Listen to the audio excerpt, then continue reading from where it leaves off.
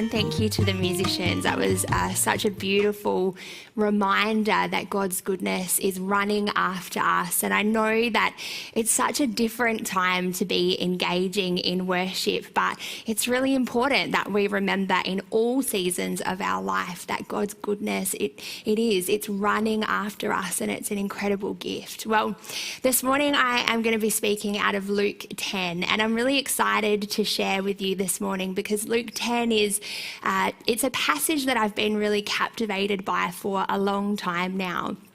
I think that's because when I think about the characters that I'm going to speak about today in this story, I really can see myself in this picture, and I can hear the whisper of the Spirit to me to linger in this moment with Jesus. And so I am hoping that for you, as you listen and you read with me and you engage in this moment, that you too would really hear the invitation of the Spirit to linger with Jesus and to hear what he is saying to you today. Sitting in silence and in quietness and stillness is not an easy thing for me to do. During lockdown, I have learnt that I am an extrovert, and that being, okay, I already knew that I was an extrovert, but being in lockdown is my worst case scenario. I've had conversations with people this week, and I relief tour on Wednesday, and there were so many people saying, I love lockdown. It's my best life. I love the opportunity to be still and to not have any things that I have to do. It's not like that for me. It is really hard. I love being with people. I love the feedback loop that I get from people. And yet what I recognize is that it's really good for me to be still and to be quiet, especially when that means that I'm lingering with Jesus. And so, over the last couple of weeks, we've been talking about the idea that love changes everything. And we sat in that passage in Deuteronomy 6 and then in Matthew 22. And we've talked about how God calls us to love God and to love others. But as I've been thinking about those passages, sometimes I wonder whether we have a partial revelation of who God is, of the goodness of God. And then instead of being able to kind of have a bigger or have that idea expanded, we jump straight into our activity because we want to show God that we love him, or we want to show our response to him, or maybe the expansiveness of that love is actually intimidating to us. Maybe it's really hard for us to sit in that space for too long. Maybe we feel unworthy of that amount of love, or maybe we feel challenged by the idea that if God just loves us, if his love doesn't require anything of us, then that means that we have no control over that love. There's absolutely no doubt that God has called us to love him and also to love others. In fact, it's the greatest command that we would love God and love others. But this morning, I want to suggest to you that before we can love others, before we get to the business of loving others, we need to rest and be quiet and be still and allow our hearts and our spirits to continue to grow in the love of who God is and what that means for us. And we're heading into the next part of our sermon series. We've been sitting in this idea that love changes everything. And soon we're going to be talking about a love like this, the way that God's love for us, it encourages us to love the people around us. It encourages us to be whole, emotional citizens and parts of our community that can touch our community in the deepest ways. But before we move to a love like this, I want to consider what it looks like just to be. Just to be loved by God without an addition. What does that look like for us? And this passage in Luke 10, it prepares our heart for the idea of just being before we do anything for God. It's about being content to be. It's being with Jesus before we do things for him. And so we're going to read together this morning out of Luke 10 and verse 38. It says, as Jesus and the disciples continued on their way to Jerusalem, they came to a certain village where a woman named Martha welcomed him into her home. Her sister, Mary, sat at the Lord's feet listening to what he taught. But Martha was distracted by the big dinner she was preparing. She came to Jesus and said, Lord, doesn't it seem unfair to you that my sister just sits here while I do all the work? Tell her to come and help me. But the Lord said to her, my dear Martha, you are worried and upset over all these details. There is only one thing worth being concerned about. Mary has discovered it, and it will not be taken away from her. Luke's historical account is different to the other Gospels. Matthew and Mark, who scribes for Peter, and John are Gospel accounts that are eyewitness accounts of the disciples, what they saw and the stories that stuck out in their minds. But Luke is written differently because Luke is written by a physician who went about the task of finding out what people said and gathering the evidence and the eyewitness accounts of Jesus. And so it's interesting because this little deviation from the narrative structure only comes in Luke. They're 5 tiny little verses, but they're a really important vignette that Luke is setting up for us as believers. You know, if we read through the verses leading up to this moment, it's the picture of the Sadducees and the Pharisees asking the question of Jesus, what is the greatest commandment? It's that story in Matthew 22 that we have already talked about. And so Jesus tells them the greatest command is to love God and to love others, to love your neighbour. And then he goes on to explain to the disciples and to the people gathered who our neighbour is. And he talks about the story of the Good Samaritan. And then in the following chapter, in Luke 11, Jesus goes on to talk about the Lord's Prayer and to lay out for us how we can pray and how we can access God through our prayers. But before Luke gets to that moment in chapter 11, he pauses for these 5 little verses. I think it's really important because before we can get to the work of loving our neighbour, Luke is reminding us that we need to be with Jesus, that we need to be captivated by Jesus, that we need to pause and sit at the feet of Jesus and know who he is and who we are in light of that before we can love others. Because as we talked about a few weeks ago, loving others is hard. And if we're going to do that out of an empty well, out of a small revelation of who Jesus is, then we're going to be constantly frustrated. We're going to run out of mercy. We're going to run out of love. We're going to run out of the capacity to be Jesus' feet in the world if we haven't first had a revelation of who Jesus is and the deep wells of that in our lives. We must rest in him. We must be known by him. What I take away from this story is that when we are with Jesus, he recalibrates us. He shapes us and he prepares us.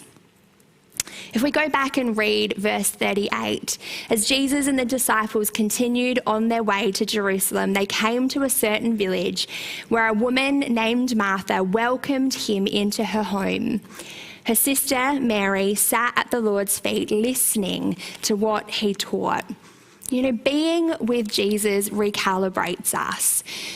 Martha she's not doing the wrong thing in this story. It's not like we look at this story and think, oh my gosh, Martha, like, it's Jesus. Get it together, girl. Like, why are you acting like this? It's very obvious that you are in the wrong. No, it's actually Mary in this story that is behaving in a way that's countercultural, because Martha is going about the work of feeding people. She's doing hospitality. She's welcoming people into her home. She's trying to take care of people's needs, to love them, to create an environment where people can access Jesus.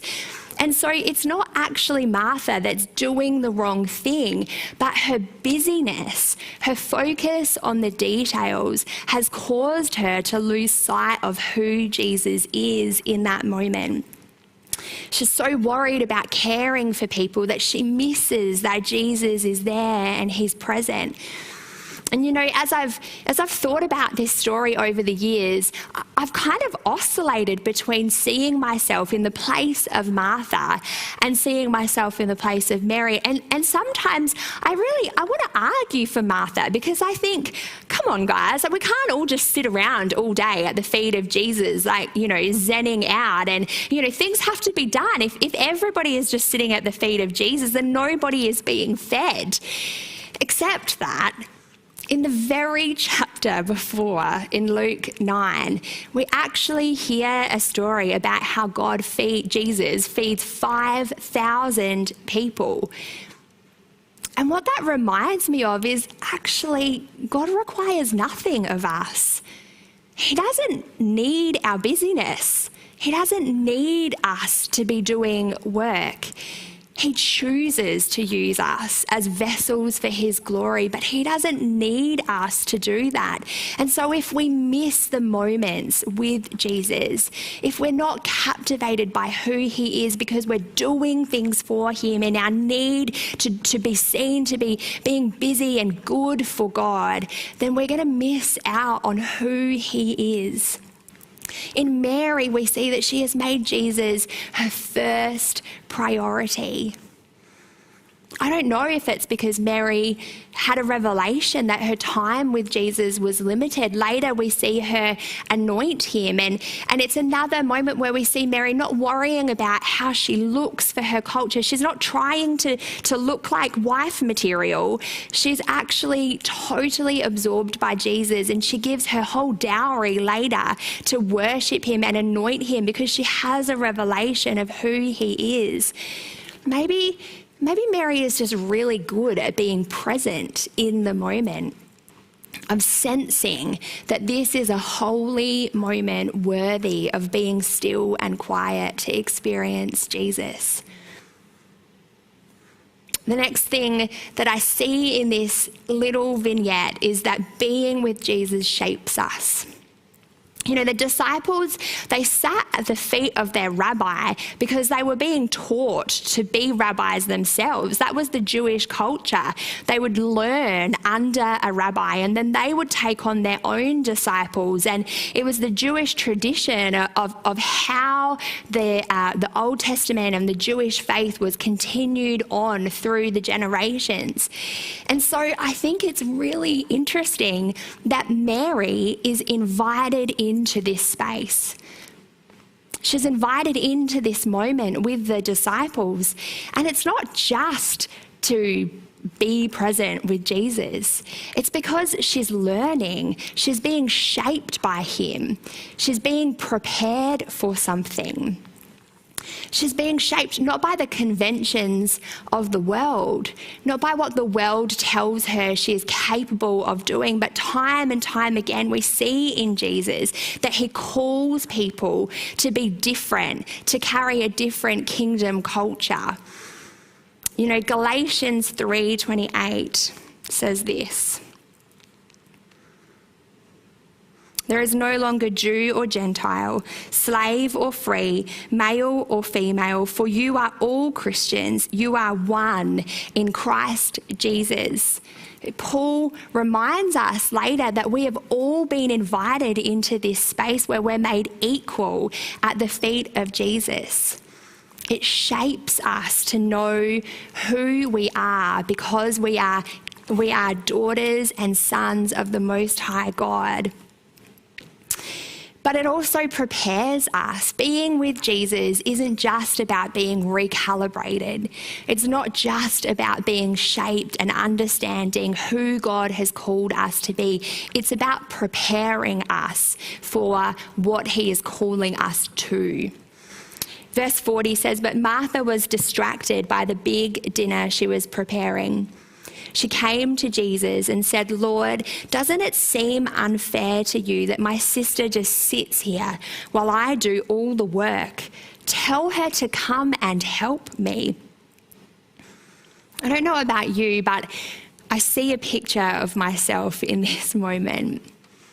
Because there are times where I would look at maybe what other people are doing for the kingdom and think, come on guys, get to it. Like, there's so much work to be done. Why are we sitting around doing nothing? Or maybe when I would want to tell God, I'm doing quite a lot for you right now, God. And, maybe if you could get some other people to get involved, or at least, tell people that I'm doing a good job, that would be really good. I don't know. Maybe I'm just being really vulnerable in this moment. But, I think it's interesting wording that Martha uses the phrase, "come and help me." Because it reminds me of another phrase that Jesus uses when he says, "Come and follow me." In Matthew 11:28, it says this, if I can find it in my Bible.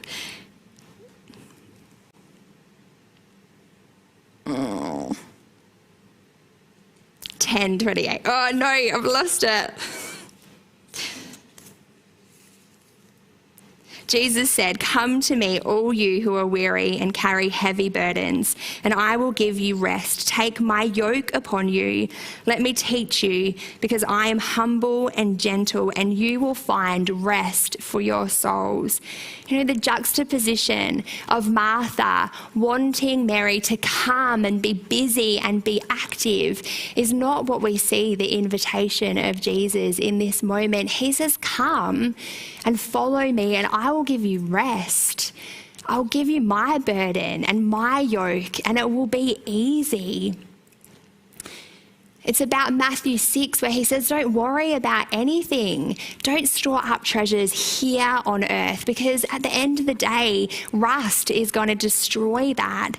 The thief will come and steal it. But if you follow me, then you'll build treasure in heaven.